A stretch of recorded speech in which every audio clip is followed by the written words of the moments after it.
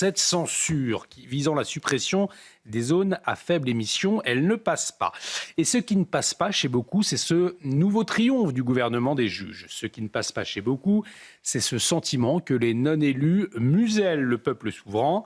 Les ZFE devaient être supprimés et le bon sens, on peut le dire, avait parlé, puisque tant de Français étaient pénalisés.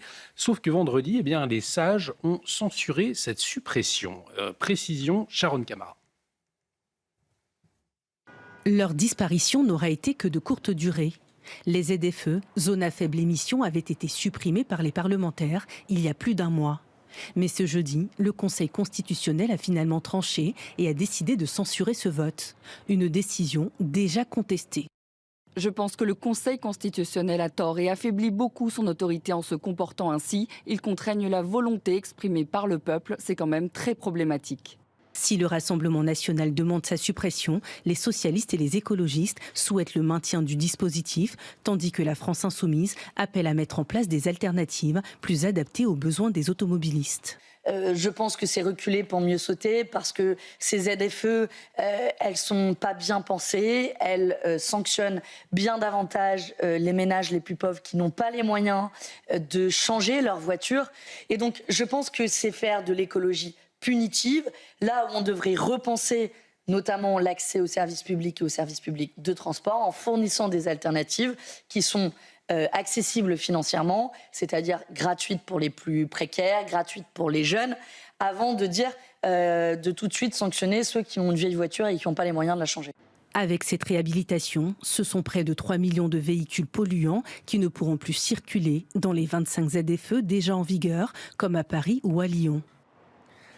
Alors, dans ce contexte, nous avons pu observer ces dernières heures une interrogation, une question lourde d'ailleurs, qui reste en suspens. Est-il vrai que 3 des sages ayant voté contre cette suppression avaient, en 2021, approuvé le renforcement de ces mêmes zones à faible émission? C'est en tout cas ce qu'a mis en avant aujourd'hui l'Observatoire des décisions de justice, avec la plume de Bertrand Saint-Germain, docteur en droit, essayiste, auteur de La République des juges contre la nation. Et il est en liaison avec nous, Bertrand Saint-Germain. Bonsoir. Merci d'avoir accepté notre invitation. Alors, vous avez tout juste publié un article qui pose la question finalement de l'impartialité de 3 sages du Conseil constitutionnel. En d'autres termes, vous mettez sur la table la question d'un conflit d'intérêts. Alors très simplement, à partir de quels faits et pourquoi vous soulevez cette question aujourd'hui? Eh bien, bonsoir à tous. Très simplement parce que effectivement, parmi les membres du Conseil constitutionnel qui ont siégé jeudi, eh bien, il y en avait 8. Alain Juppé n'a pas siégé. Philippe Bas était présent. Or, il était sénateur de la Manche et a personnellement voté en faveur de ce texte. Donc, il n'est pas acceptable qu'il juge la possibilité de le modifier. On a également Laurence Vichnievsky, qui a voté en faveur de cette loi, puisqu'elle était alors députée du Puy-de-Dôme. Et le détail des votes, que ce soit au Sénat ou à l'Assemblée nationale, atteste qu'ils ont bien voté en faveur de cette loi. On peut encore noter que Jacqueline Gourault, également membre du Conseil constitutionnel, était alors ministre de la Cohésion des territoires. Eh bien, elle a signé, elle faisait partie des ministres qui ont signé cette loi. Or, tous les ministres ne l'ont pas signée.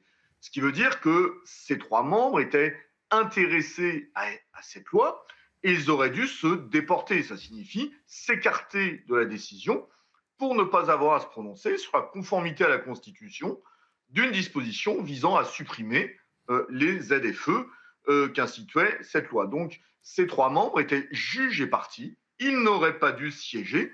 C'est ce qui exige le respect de l'état de droit. Mais est-ce que le Conseil constitutionnel le prévoit? C'est prévu justement que si eh bien, il y a risque de conflit d'intérêts ou si un membre, un sage, a auparavant finalement fait voter un projet de loi, il est prévu que dans ce cas de figure, eh bien, il doit se retirer? Eh bien, cela relève en principe des usages du Conseil constitutionnel. Il paraît que dans un certain nombre de cas, cela s'est effectivement produit, mais là, ils étaient en tout cas présents.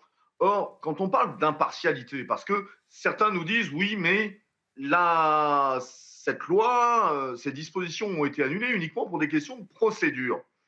Mais l'impartialité, elle est d'abord personnelle. Est-ce qu'une personne est personnellement intéressée à l'adoption ou à la décision de justice? Et puis, il y a une dimension. Donc, ici, l'impartialité est subjective. Et puis, il y a une impartialité objective, c'est-à-dire qu'une juridiction ne doit pas donner l'image d'être partiale. Or, ici, avec 3 des membres qui ont voté et qui ont choisi d'instituer les ZFE, il est inconcevable qu'ils se prononcent sur la conformité à la Constitution d'une loi qui vise précisément à défaire ce qu'ils ont institué il y a quelques années. Et est-ce qu'on ne peut pas vous rétorquer, Bertrand Saint-Germain, oui, mais là, ils n'ont pas statué sur le fond, mais sur la forme, avec ce fameux cavalier législatif. Et puis, les délibérations du Conseil constitutionnel sont secrètes. Donc, il n'y a pas de publication officielle de votes individuels. Est-ce qu'on pourrait vous rétorquer cette réponse? Je vous vois sourire. Oui, parce que c'est ce que l'on dit immédiatement. Ouais. On peut déjà le lire ici ou là. Mais la chose ici est objective. On ne sait pas s'ils se sont tus, on ne le saura jamais d'ailleurs, mais simplement, ils étaient physiquement présents et donc il y a une apparence de partialité. L'impartialité, elle, est une exigence forte, elle est objective et d'ailleurs, pour n'importe quel juge, dès lors qu'on se trouve dans une situation de ce type, un juge de cour d'appel ne pourra pas statuer sur une affaire dont il avait eu à connaître quelques années auparavant, alors qu'il n'était que juge de première instance. Donc ici, il y a objectivement une image d'atteinte à l'impartialité de la juridiction. Merci beaucoup Bertrand Saint-Germain, docteur en droit et essayiste. Merci d'avoir accepté notre invitation, puisque vous avez effectivement, Anne Coffinier, il y a une vraie question qui est soulevée. L'argumentation de Bertrand Saint-Germain, elle me semble cohérente, en tout cas en l'écoutant, avec la composition actuelle du Conseil constitutionnel et les décisions antérieures sur les ZFE que nous avons évoquées. Oui, c'est certain que le fait de se déporter quand on est directement concerné, c'est vraiment un principe du droit qui est bien connu. Il n'y a même pas besoin que ce soit dans le règlement intérieur du Conseil constitutionnel, c'est vraiment une évidence. En plus de ça, c'est dans un contexte où en France monte quand même une exaspération à l'égard du Conseil constitutionnel. On se dit, finalement, le pouvoir législatif classique, l'Assemblée et le Sénat sont littéralement, court-circuités et parfois privés véritablement de la plénitude de leur rôle. Et donc, on a un Conseil constitutionnel qui se mêle de tout. Et là, il se mêle de tout dans une logique où il est jugé parti, oui, où il crée de l'incertitude. Et alors, effectivement, la parade qui est de dire « Ah oui, mais c'est un vice de forme », honnêtement, sur la plupart des sujets, c'est presque tout le temps, c'est sur le terrain de la forme que le Conseil constitutionnel retoque une loi ou des dispositions. C'est rarement sur le fond. C'est une vieille tradition, ça évite les histoires, ça évite aussi de motiver trop lourdement l'acte. C'est facile de retoquer une disposition sur la forme. Donc, je trouve que c'est quand même assez... c'est de mauvaise foi que de mettre en avant cette affaire-là. C'est vrai, Raphaël Steinville, ce petit cheveu sur la soupe là, qu'on appelle le cavalier législatif, il y a quand même un 2 poids 2 mesures. Puisque loi immigration, 32 cavaliers législatifs identifiés, retoqués donc par le Conseil constitutionnel. Mais ce n'était pas le cas dans d'autres cas. Il y avait eu 7 cavaliers budgétaires censurés sur la loi de finances 2026. Alors qu'ils auraient pu certainement, quand on veut, on trouve. Non, mais c'est ça, on a ce sentiment-là. Ce qui est certain, c'est que ces dernières années, le cavalier législatif est devenu une nouvelle arme de destruction massive employée par le Conseil constitutionnel pour finalement vider de sa substance un certain nombre de lois. Je dirais que s'agissant de cet amendement sur la suppression des ZFE, là où c'est particulièrement problématique, c'est qu'on est face à une assemblée qui est, on l'a souvent dit, archipélisée, sans possibilité de trouver aucunement une majorité. Et là, sur ce texte, il se trouve que, et à l'Assemblée nationale et au Sénat, ils étaient une majorité de parlementaires à décider souverainement de l'abrogation de ces ZFE. Et le Conseil constitutionnel fait le choix en droit, alors ils ont cette possibilité de juger que c'est un cavalier législatif, mais de retoquer une disposition qui est, si on l'analyse aussi en droit, de la pure ségrégation. C'est quand même problématique de considérer que finalement, selon la possibilité que vous ayez de pouvoir acheter un véhicule avec la bonne pastille, vous puissiez rentrer ou non à Paris, à Lyon, à Marseille. D'un côté, et c'est exactement les propos que Alexandre Jardin avait senti lorsqu'il évoque ce mouvement des lieux et qu'il crée ce mouvement des gueux. C'est que d'un côté, vous avez les nantis, d'un côté, vous avez les gueux. Alors, Idriss Gueli, c'est exactement ça. C'est-à-dire que, en plus, il y a eu un empêchement de circuler. Pour certains, c'est une atteinte à la liberté de circulation. C'est très clair. Donc, on est dans une démocratie bridée où le politique n'a plus le pouvoir. C'est ce que se disent les gens. Enfin, c'est la réalité. C'est ça qu'on observe. Vous mettez le Conseil constitutionnel d'un côté et l'Union européenne de l'autre par le haut qui donne les normes et le calendrier législatif. Ah, on va y revenir. Ça, c'est très intéressant. Les Français se disent, mais on est un pays occupé. Enfin, on n'est plus souverain. C'est-à-dire que les lois sont faites ailleurs et quand elles ne plaisent pas à l'establishment, elles sont retoquées. Donc, je ne vois pas de meilleure manière de s'y prendre pour exaspérer les Français. Là, c'est l'exaspération, ça doit être l'objectif, la priorité politique de nos élites. Je ne sais pas à quoi elles jouent. Surtout, c'est du bon sens. C'est du bon sens. C'est toujours les mêmes qui sont... Les gens sont déjà giflés tous les jours quand ils vont à la station-service, ils voient à 2,20 €. Ils sont giflés tous les jours parce qu'ils voient, par exemple, je sais pas, moi je regarde Monsieur Nunes qui leur dit les OQTF, il faut les marier. Enfin, il faut quand même faire attention aux Français, il ne faut pas trop les violenter. Et on est dans un séparatisme.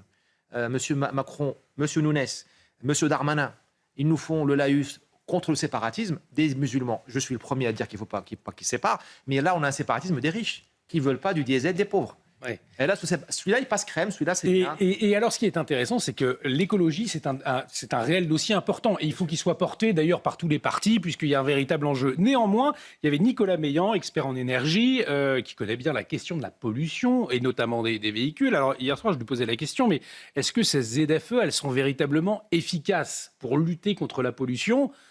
On va écouter son avis. C'est son avis, mais c'est toujours intéressant de l'écouter. Laissez-moi vous parler d'écologie positive. Moi, j'ai un terme que j'ai inventé qui s'appelle l'escrologie. Et c'est un petit peu ça, finalement, les ZFE. Je vais vous dire pourquoi l'escrologie. Ah oui. Tout simplement déjà parce que le thermomètre est mauvais. Savez-vous, par exemple, que les voitures essences les plus polluantes sont les plus récentes? Parce qu'elles font moins de particules grosses et plus de particules fines, beaucoup plus fines, qui vont beaucoup plus loin dans vos poumons. Donc ça, c'est critères 1 et 2. Les diesels les plus récents sont ceux qui émettent le plus d'oxyde d'azote. On l'avait vu avec le scandale Volkswagen. Donc le système critère, de toute façon, est biaisé depuis le début. Donc les ZFE, c'est vraiment la pollution atmosphérique, c'est les particules, les oxydes d'azote. Le CO2, c'est pas un problème, c'est ça un gaz à effet de serre, c'est une autre histoire. Donc déjà, non. Si on regarde par exemple les particules émises par les automobiles dans une ville comme Paris, c'est un quart des particules. L'hiver, la moitié des particules, c'est le chauffage au bois, pas que de Paris. En fait, vous savez, les particules, ça circule. C'est émis dans toute la France. Parfois, on a un peu des particules qui nous viennent même d'Allemagne. Donc, non, l'impact, malheureusement, des ZFE, il n'est pas avéré. Alors, un impact qui n'est pas véritablement avéré, donc vous vous interrogez. On a parlé du Conseil constitutionnel. Là, effectivement, visiblement, il y a débat sur l'utilité et l'efficacité de ces ZFE. Et puis, vous lisez la presse, et puis vous tombez sur un article du Figaro, et qui vous dit « Et si les ZFE étaient supprimés, la France pourrait-elle perdre des milliards d'euros de l'Union européenne ?» Puisqu'on apprend que la France a reçu environ 40 milliards d'euros après le Covid, mais sous des conditions, Raphaël Steinville, des engagements environnementaux, dont la mise en place des ZFE. Et là, tout commence à s'éclaircir. Oui, tout commence à s'éclaircir et en même temps, tout commence à s'assombrir, j'ai envie de vous dire. Oui. C'est-à-dire qu'on peut se demander, dans ce cas-là, à quoi sert la représentation nationale si finalement la loi est décidée à Bruxelles et que la Chambre n'a même pas vocation à débattre, si ce n'est à enregistrer ce qui a été débattu et voté à Bruxelles. C'est ça, en fait, le drame de ce qui est en train de se jouer. Après, j'ai envie d'ajouter quand même quelque chose à ce que pouvait dire Nicolas Meillan. C'est que aujourd'hui,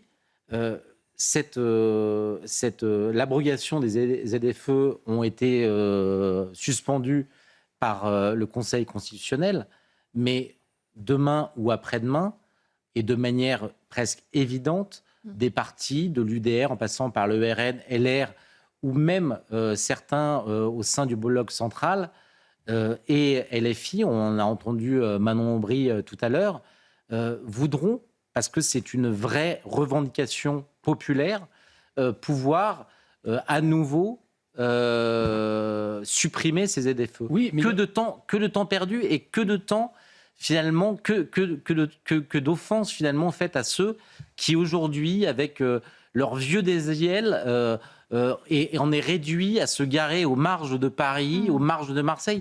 Mais honnêtement, on mesure mal. Est-ce qu'ils pourront résister à la pression de l'Union européenne? Puisque là, le risque, c'est dernier versement gelé. Et puis, il y a un risque d'amende aussi pour non-engagement de l'Union européenne. C'est-à-dire qu'en fait, il y a une pression aussi de l'Union européenne. Et là, on se rend compte qu'on n'est plus Combien de fois la France a utilisé cet argument? Vous savez, la France, compte tenu de notre poids au sein de l'Europe, pensez-vous que l'Europe, les banques, elles n'oseront pas s'en prendre à la France et nous mettre à l'amende? Pourquoi le pouvoir politique aujourd'hui ne défie-t-elle pas l'Europe en se disant que peu importe que ce soit que c'est pu être voté, décidé à Bruxelles, mais que compte tenu de notre poids au sein du continent, nous pouvons nous affranchir pour une fois de cette obligation qui nous est faite en échange de quelques milliards d'euros. Honnêtement, je pense que c'est un vrai pari, un vrai risque à prendre. Et je pense que les Français en seront gré à ceux qui prendront ce risque. On a malheureusement, et je le dis vraiment très sincèrement, des élites inopérantes, impuissantes. Le pays se déclasse. C'est pas le mot qu'il dit, c'est le classement PISA, c'est l'OCDE. Enfin, tout le monde est d'accord. Tous les partis politiques, même LFI. Et ils compensent en essayant d'interdire. Et vous avez parlé d'Europe. Donc là, les ZFE ont interdit les voitures. Au lieu d'interdire le narcotrafic, effectivement, à Nîmes ou à Marseille, par exemple, au lieu de réindustrialiser le pays, ils vont interdire les ZFE, le diesel. Vous avez, au niveau de l'Union européenne, c'est la même chose. Une Union européenne impuissante qui ne sert à rien par rapport au déclassement. L'Europe s'est déclassée par rapport aux Américains. Vous voyez les salaires. Le PIB par habitant en Europe, on était coude à coude avec les Américains. Là, on est largement dépassé. Je ne vous parle même pas des révolutions ratées, l'informatique, l'IA, les énergies nouvelles et tout ça. Et que fait l'Europe? Que fait Thierry Breton, qui vient de quitter l'Union européenne, la Commission? Il nous fait le DSA. Il veut censurer les réseaux sociaux. Au lieu de nous faire un réseau social européen, c'est pas facile, hein, mais l'Europe se passionne pour l'interdiction. Parce que ces gens-là se rattrapent. Puisque la stérilité... Puisqu'ils ne sont pas féconds, ils se rattrapent sur la stérilité. Ils vont tout assécher. Tout est interdit parce que c'est eux, parce qu'au moins comme ça, ils font quelque chose. Alors c'est très intéressant, Anne Coffinier, finalement. Cette affaire des ZFE, elle est très révélatrice, c'est-à-dire que vous avez le bon sens, l'attente des Français, et puis derrière, lorsque vous grattez, eh bien, vous voyez l'impuissance du politique face au Conseil constitutionnel, face aussi à l'Union européenne, et on peut dire que dans tous les domaines, et peut-être même, pourquoi pas l'éducation, c'est la même chose. C'est la même chose partout, en fait. C'est un schéma qui se répète. Oui, de toute manière, il y a vraiment cette question de savoir jusqu'à combien de temps on va accepter que notre souveraineté soit bridée par des juges. Là, ce n'est pas les juges, mais très souvent, on a la question des juridictions européennes qui brident la souveraineté française. Bon, je pense qu'à un moment, il faut reprendre des choses dans le bon ordre. Donc ça passe par déjà un changement de constitution, une modification sérieuse de notre constitution. Et puis ça passe aussi par un changement d'attitude. On parlait tout à l'heure de victimisation, mais là c'est pareil. Toute la classe politique s'est d'ailleurs fort peu penchée sur la réalité du droit européen, la manière dont il fonctionnait. La seule chose qu'elle a pris l'habitude de faire, c'est dire si on ne peut pas, c'est à cause de l'Europe. Et ça a été un paravent extraordinaire pour faire passer toutes sortes de pilules. Là, il est temps que la classe politique française devienne vraiment compétente au niveau européen et qu'elle n'accepte plus d'être dans une logique de mauvais élève qui se fait taper les doigts dessus, qui se fait censurer, qui se fait donner des amendes. C'est pas pour ça, c'est pas dans cet esprit-là qu'on a construit l'Union européenne dans la foulée de la volonté des pères fondateurs. Il est temps de retourner à l'ADN. Et là, aujourd'hui, c'est une machine à opprimer Exactement, mais et le politique aussi, il y a un enjeu aussi au niveau du politique. Je me suis amusé à regarder les premiers membres du Conseil constitutionnel en 1959. Vous aviez Léon Noël, premier président du Conseil, c'est un ancien ambassadeur résistant gaulliste historique. Vous aviez Georges Pompidou, ce sont des noms historiques qui nous font peut-être rêver aujourd'hui. Futur président de la République, haut fonctionnaire et collaborateur direct de Gaulle. René Cassin, qui est un juriste de renom, vice-président du Conseil d'État, prix Nobel de la paix, puis d'autres profils, des anciens parlementaires, membres du Conseil d'État, avocats.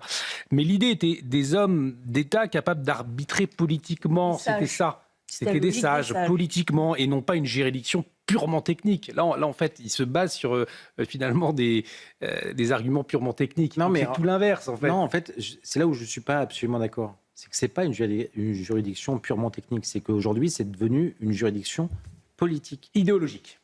Et idéologique, si vous voulez, si vous voulez accentuer encore le trait. Mais lorsque vous avez Richard Ferrand qui est nommé à la présidence du Conseil constitutionnel, ce n'est pas en ses qualités ni de sage, ni de ses compétences extrêmement développées en matière de droit. C'est d'abord parce que c'est un enfant chéri de la Macronie, un compagnon de la première heure d'Emmanuel Macron, et que, faute d'avoir pu être réélu à son siège en Bretagne, il fallait lui trouver un point de parachutage. Et ça, c'est insupportable et ça se multiplie. Et ça n'enlève en rien un certain nombre de qualités qu'il peut avoir. Mais il est marqué politiquement. Et c'est vrai pour nombre de ceux qui siègent au sein du Conseil constitutionnel. Il y a eu tellement d'exemples, et ça c'est l'objet